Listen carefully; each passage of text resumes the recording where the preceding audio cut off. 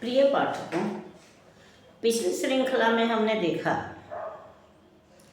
कि जब भगवान राम ने सीता के पुनः अग्नि परीक्षा की बात कही तो प्रजाजन भी संकुचित हो गई, चुप हो गई, माताएं भी चुप हो गईं और वाल्मीकि मुनि ने भी सीता को लाने का कर्तव्य तो निर्वाहा, लेकिन इसके साथ ही साथ उनके मन में यह भावना भी थी कि क्या पुनः माता सीता यह अग्नि परीक्षा स्वीकार करेंगी, और या जनता के मन में भी यह विचार था कि क्या माता सीता यह अग्नि परीक्षा स्वीकार करेंगी।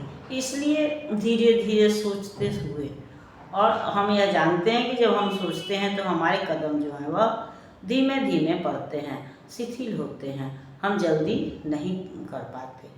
तो उसी तरह से धीरे धीरे चलते हुए वाल्मीकि मुनि भी अपने आश्रम में प्रवेश करते हैं और वहाँ उनको सामने ही सीता दिखाई पड़ती हैं और तब वो सोचते हैं कि क्या इसको अपमानित होने के लिए, जो पहले ही से दुखी है, प्रताड़ित है, पीड़ित है, उसको पुनः अपमानित होने के लिए क्या मैं इसको अयोध्या ले जाऊंगा। लेकिन फिर उनका कर्तव्य यह कहता है कि वह माता सीता को उसके स्थान पर पहुंचा दें, और इसलिए वह जब सुबह होती है तो सीता को समझा बुझा करके वह अयोध्या ले जाने के लिए तैयार करते हैं और सीता भी तैयार हो जाती हैं और आश्रम वासियों से विदा लेकर के वो अयोध्या के लिए प्रस्थान करती हैं। और जब वे अयोध्या पहुंचती हैं तो वाल्मीकि के संग मैथिली अवधपुरी में जब पहुंची, जय अम्बे की मधुर ध्वनि से गूंज उठी सारी नगरी। खील बतासे पुष्पहार कुलवधुओं ने बरसाया, विप्रों ने किया स्वस्ति वाचन, गुरुओं ने गले लगाया, माताओं ने गले लगा सिर चूम उन्हें आशीष दिया। चरणों में गिर गई मैथिली, आंसू से सब पग भी भिगो दिया। बरसों की बिछड़ी बहनें हृदय खोलकर आज मिली, बीते दुख सब भूल गए, सुख की सरिता उमड़ चली। पर चुपचाप देखते रहे प्रभु, मुँह से वे कुछ कह न सके, आँखें बनी हृदय की भाषा, जलज नयन बस उठे झुके। कर्तव्य प्रेम से ऊपर है, मस्तिष्क हृदय से भारी, पर के लिए बलिदान सो का देखें अब नर नारी। अमिट प्रेम पर आदर्शों की बलि कभी वे चढ़ा न सके, वर्षों की बिछड़ी पत्नी को आगे बढ़ अपना न सके।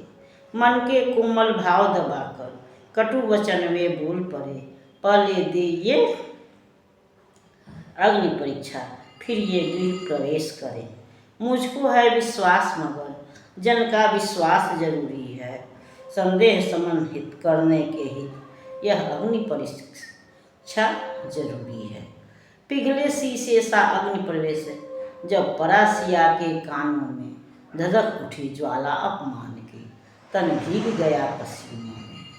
संदेह समन्वित अग्नि प्रवेश कितनी बार करूँगी मैं, मर्यादा पालन हित कब तक यह अपमान सहूँगी मैं। यह अपमान नारी जाति का और नहीं मैं सह सकती, संदेह संबंधित अग्नि प्रवेश में और नहीं अब कर सकती। भरी सभा में आज मैथिली इस दुनिया को तज देगी, राजा प्रजा सभी के सबका साथ समन्वय कर देगी। जलती हुई ये शालाकाएँ हैं अंतिम चिता हमारी, अपमानित नारी की गति क्या है यह देखे दुनिया सारी। यह कह मन वैदेही ने मन ही मन सब देवों को याद किया, हाथ जोड़ प्रत्यक्ष रूप से धरती से फरियाद किया। मन कर बच से गर मैंने है रामचंद्र को चाहा, आजीवन जो मैंने है सती का धर्म निर्वाहा। तो सब जीवों की जननी तुम राखो लाज हमारी, ये जलती हुई शालाकाएँ हो अंतिम चिता हमारी। तो जब माता सीता अयोध्या में पहुंची तो कुल बधुओं ने प्रजा ने उन पर फूल बरसाया, खिल बतासे बरसाए। प्रजा ने स्वागत किया, माताओं ने गले लगाया, ब्राह्मणों ने स्वस्ति वाचन किया, मंत्रोच्चार किया, गुरुओं ने आशीर्वाद दिया, बहनें भी गले मिली। इस तरह से चारों तरफ से खुशी का अवसर उपस्थित था, खुशी का माहौल बना हुआ था। लेकिन भगवान रामचंद्र, जिनके लिए कर्तव्य प्रेम से भारी होता है, हम भी जानते हैं या सब कोई जानते हैं कि प्रेम से जो है कर्तव्य भारी है।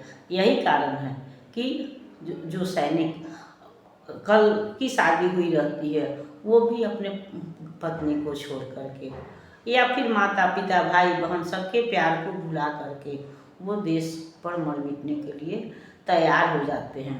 वहाँ भावना नहीं, कर्तव्य का स्थान होता है और यह कर्तव्य ही उन्हें देश पर बलि वेदी पर मर मिटने के लिए उद्धत करता है, उनको तैयार करता है। तो वही स्थिति भगवान राम की भी है कि सीता से उनको प्रेम तो है, लेकिन उनका कर्तव्य जो है वह सीता की अग्नि परीक्षा लेने को कहता है।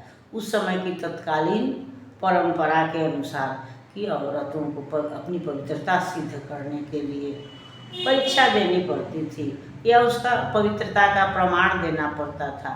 तो वह स्थिति माता सीता की भी थी कि भगवान राम ने सीता से कुछ कहा नहीं, बस एक नज़र उनको देखा और फिर यह प्रश्न रखा कि अगर अयोध्या में रहना है, महल में प्रवेश करना है, तो उससे पहले उनको अग्नि परीक्षा देनी पड़ेगी। और यह अग्नि परीक्षा शब्द जो है वह पिघले हुए शीशे के समान सीता के कानों में पड़ा या उनके हृदय को, मन मस्तिष्क में वह ज्वाला की तरह धधक उठा। उनको यह लगा कि जनता के विश्वास को जीतने के लिए मुझे कितनी बार अग्नि परीक्षा देनी पड़ेगी।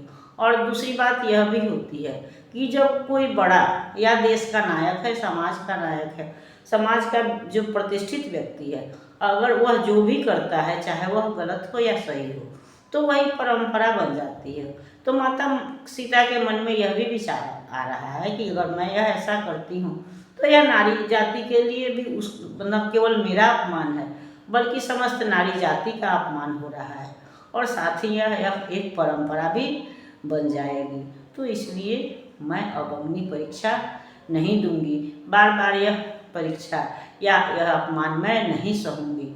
और ऐसा सोच करके वह मन ही मन ईश्वर को याद करती हैं और प्रत्यक्ष रूप से सभा में खड़े होकर माता धरती से यह फरियाद करती हैं कि अगर हमने यह प्रार्थना करती हैं कि अगर हमने मन वचन क्रम से केवल रामचंद्र को ही चाहा है, मैंने सतीत्व के धर्म का पालन किया है, तो फिर हे माता मुझे तुम हमको अपनी गोद में ले लो, जिससे कि यह जो दुनिया जो अपने को पवित्र कहती है, यह पवित्र दुनिया फिर मुझको देख नहीं सके। और धरती भी उनके कहने के अनुसार फट जाती है और सीता उसमें प्रवेश कर जाती है। तो इस तरह से हम यह देख रहे हैं कि गलत जो परंपरा होती है वह और औरतों के प्रति हमारा समाज, हालांकि हमारे धार्मिक जो ग्रंथ हैं वहाँ तो नार्या यत्र पूजयन्ति रमन्ते तत्र देवता का वाक्य है और नारियों को माने पूजा भी जाता है, लेकिन जगह जगह पर उनके की पवित्रता के नाम पर उनको पर संदेह भी किया जाता है।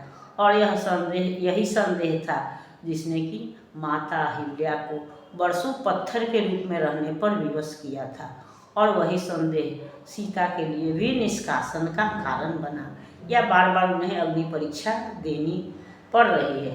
तो इस गलत परंपरा का विरोध करने के लिए माता सीता ने धरती से यह प्रार्थना की कि तुम ऐसा कर दो कि फिर मुझे इस दुनिया में नहीं रहना पड़े या पुनः परीक्षा नहीं देनी पड़ी। ये जलती हुई जो चिताएँ हैं मेरी अंतिम चिता बन जाए, फिर मुझे इस दुनिया में दुनिया न मुझको देखे ना मैं इस दुनिया में रहूं। और माता धरती जो है उसकी प्रार्थना स्वीकार करके प्रकट होती हैं और उनको लेकर के चली जाती हैं। इस पर हम अगली श्रृंखला में विचार करेंगे। तब तक यह श्रृंखला आपको पसंद आती है तो इसको लाइक कीजिए, सब्सक्राइब कीजिए। मिलते हैं अगली श्रृंखला में, तब तक के लिए धन्यवाद।